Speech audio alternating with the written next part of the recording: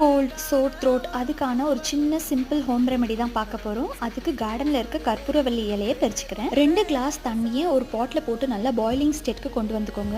அது கூடவே 1 இன்ச் இஞ்சியை தட்டி வச்சுருக்கேன். 2 டேபிள் ஸ்பூன் சீரகம், அது கூடவே கற்பூரவள்ளி இலையை நல்லா பிச்சு வச்சுருக்கேன். அதையுமே பாயிலிங் வாட்டரில் ஆட் பண்ணிக்கோங்க.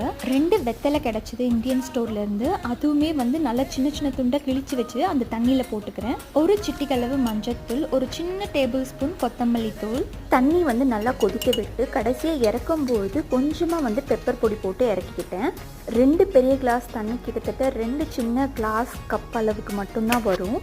நல்லாவே வடிகட்டி எடுத்துக்கோங்க. அவ்வளோதான்.